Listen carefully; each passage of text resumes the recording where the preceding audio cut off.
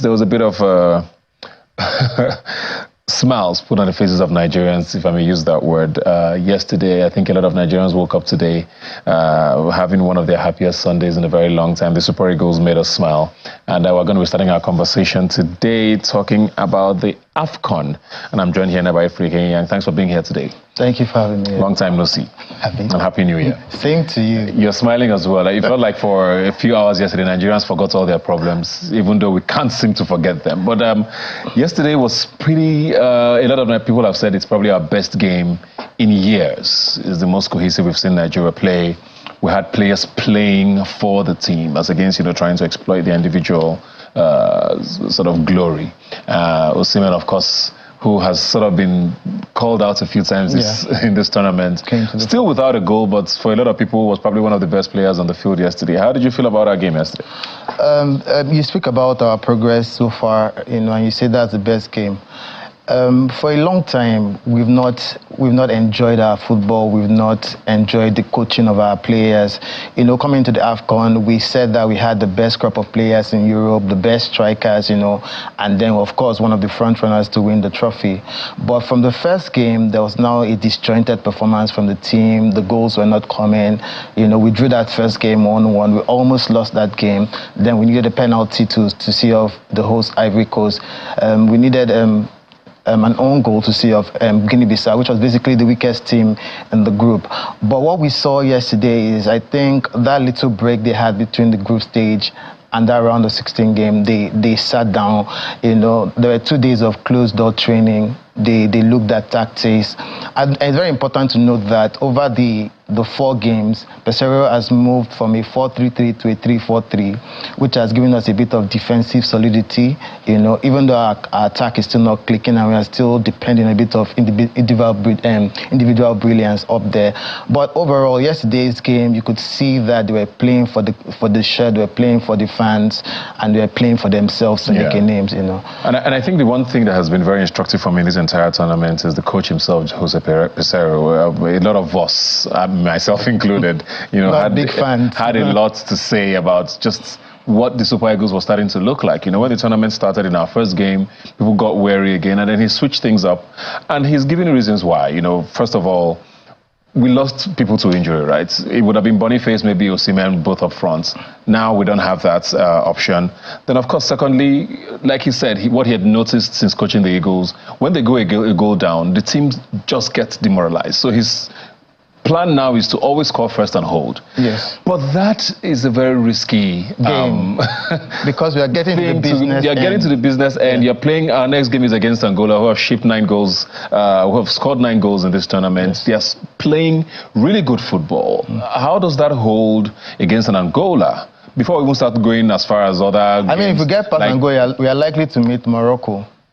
So Peseiro has to find the balance between defense and attack, because as much as the defense is winning in this game so far, there are games where we are likely to concede first. And like he's talking about, like the mental capacity to come back from a goal down. He has to sort that out. You can't keep depending that all the way to the final. You're going to keep playing this type of football and, nicking one goal here and sitting back and absorbing it.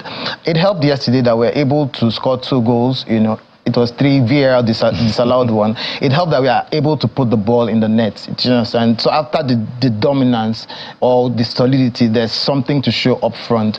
So moving forward, I especially think that Osimhen is coming into his own, is growing into the tournament. And from the Angola game, if he gets a couple of goals, upward and onwards we go. Let's talk about Ademola Lookman for a bit there, because he was the MVP of the game yesterday, of course, by CAF standards. He scored the brace, both goals for Nigeria. And you could see that it looks like there was some understanding, at least yesterday, between him, Osimhen, and to an extent, Moses Simon as well. And that's been the biggest criticism the team has gotten. We went into this tournament believing our attack was going to be deadly and the defense was a problem. Things switched up as soon as this tournament started. And, what does this do for their confidence? And is this a sign of things to come?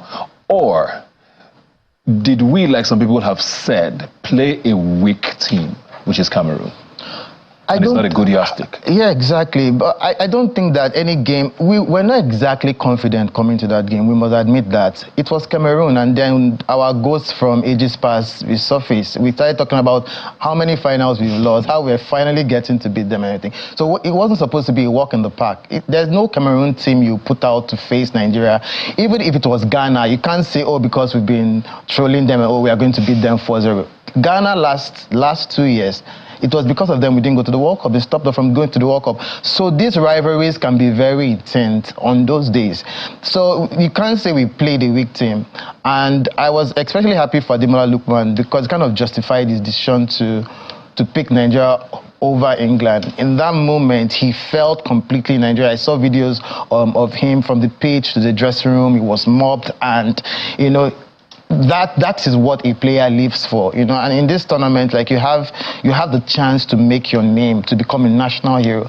So I think that moving forward, we'll see more. Although I was very disappointed by Moses Simon, I think that our front three, because we were basically playing 2 wingers, 2 wing backs, and 1 striker. I think that front 5 needs to gel more. But I believe that the game is on Thursday. I believe that before then they'll do on Friday. Yeah, February 2nd, I believe. Okay. Yes. I think that before then they'll do more work on. And the thing about international football is that you take all these players from different systems, from different countries, playing different positions. So short a time to exactly. So it's like if they are able to grow into a team as the tournament progresses, you see better performance, and hopefully that will be the case against Angola. Someone who has gotten a lot of flack, and I can see why, to an extent, but the truth is he not the best midfield option we have right now? I'm talking about Alex Iwobi. People have wondered, he trended yesterday on Twitter, on X, talking about, he was, giving away the ball here and there. But the truth is, it's literally him and Onyeka who are in that midfield, right? Because we don't have anybody else. Didi's out, and our main Yusuf is injured. We have struggled with our midfield for a couple of years now, which is one of the reasons why our formation had to change.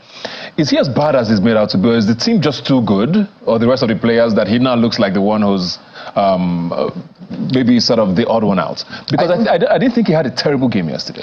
He did not, but I think the expectations we've come to have to expect from Iwobi are just high up there. For somebody that's played for Arsenal and played for several Premier League clubs at the highest level, so to speak. And then there's the Okocha burden. Do you understand? Is Okocha's cousin, and so there is in our subconscious, there's a part of us that expect us to be, for him to be the next Okocha and to be our creative hub, which he is actually. But you talk about the injuries and the absentees in the midfield. Pesero has had to play in a deeper role, so he's controlling play from inside.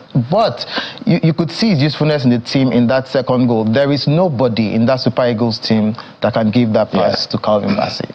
So a lot of people on social media were like, take him out, bring this person out, bring that person out, but in that moment where he needed calmness and quality and that penetrativeness, it was Iwobi that was able to produce it and seal the game. So yes, Iwobi has his flaws, his weaknesses, but I think that he's one of the better players in the Super Eagles squad that can produce a moment of magic or quality. Yeah. Yes. One thing that also seems to be an interesting trait for this team so far is the talk about leadership. We see it with Ekong a lot in the defense. He's marshalling things. When the referee blows the whistle, he goes straight there to confront, to understand, and protects his players. You always see him being very vocal. But you also see that with the seamen in front. Now sometimes at the touchline, when they go for their water breaks, he's almost giving instructions as well as the coach. But at the same time, the coach is speaking and everybody's listening. Then we also have Wabali at the post, also giving instructions. So it looks like it's too much happening, but at the same time, they seem to understand, each other. It's not a very common trait with the Super Eagles, having players that people are just sort of listening to. I wonder where that shift happened, you think? And if it's a good thing, because it's working, I guess. It is a good thing because when you see the way they celebrate goals, even I saw a picture of Ahmed Musa, who has not played a single minute at the AFCON, jumping on Iwobi and everything. And when they go for, say, a water breaks, that second goal, the entire bench came off. And, is the singleness of purpose. Yeah. It's the singleness of purpose. We are all playing for our country. We just want to win for our country, for our fans, for our families, for our careers. So there's no selfishness, there's no ego tripping, there's no see me, I'm the star of the show. Everybody is contributing,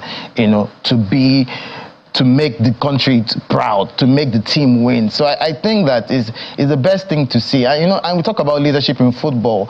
Everybody must not be vocal. Whatever role you can play, if you need to carry the drinks, if you need to carry the kit, if you need to shout, if you need to run yourself into the ground like Osimhen, whatever you can bring to the team to make sure that the team succeeds and win, bring it. And at the end of the day, when the trophy is given out, they say, oh, Nigeria, the AFCON champions. Yeah. Are you worried about Nwabali for our next game? No, yes, I am. I thought you said you were going to say if I'm worried about him as a goalkeeper. I am very worried about. Yes, I'm very worried, but I don't know how serious. I've not read any update. Pesero said that in 24, 48 hours they'll have an update or a scan or something like that. And if you notice, when it came off, a lot of people were like, "Don't bring Uzoho. Why is he warming up? Go and sit down." Also, you'd like to think that would be a test of the defense. How resolute is that defense? Really? Because a lot of people also argue that Nwabali has not had a lot to do because the defense has been very impressive. So you do expect that if that defense holds up, as we see, if it's a solid defense, then maybe Uzoho will not face all this long-range shot or these tricky crosses that has always been like his weak spot over the years. And then maybe you can have Nwabali available for a potential semi-final. You guys are already going there. And that's what... Nigeria makes you dream. Nigeria makes you dream. You can't help it. And I've been seeing a lot of that on social media. I've seen a few vlogs and, TikToks talking about, we're taking the cup, And I keep going back to 1998 at the World Cup when we did that with Denmark and we got hammered 4-1. And even the last Nations Cup, we got 9 points in the group stage. Everybody thought it was a done deal. Tunisia hammered us in the round of 16, Are we getting ahead of ourselves, do you think? Yes, we are, and we're allowed to. But the reality of it is that... Because Angola has... This is African football. They've scored 4 in a match, they've scored 3 in a match. This is African football, not necessarily with Angola. We've seen how many big names have gone, and we've seen how many shock results we have in the tournament. So it would be very foolish of us to dismiss Angola. But we are going to go there confident based on what we've been able to do and how much we've grown in the tournament. So it's okay to dream. I mean, at the end of the day, this is why we play the game. This is why we watch the game. Can we dream cautiously? Exactly. We have to. Just very quick final word now. I'm looking at the way Angola plays very fluidly. I don't know if you saw the game yesterday. I did. 3 beautiful goals. Exceptional. Very beautiful goals. Especially the last goal. Does our formation hold up against them, you think? I think Angola will also be scared to face us. That's the truth. Nigeria is, forget everything that's happened to us over the years and what we've not been able to do and achieve. Any team that is playing, even if it's Senegal or Morocco, you don't just think that you're going to come and beat the Super Eagles. So there'll be a mental aspect of them that just like, we're playing the Super Eagles, we saw what Osimhen did, Lookman scored 2 goals and everything. They are beginning to grow into themselves. There's also that fear. So I'm not saying that they'll also try, but they'll not come out and play the Super Eagles as if they're playing Namibia. I mean, I'm not trying to make Namibia, I don't know how Namibia got there in the first place. I'm not trying to make them like a son, but this is the Super Eagles of Nigeria playing. Prediction?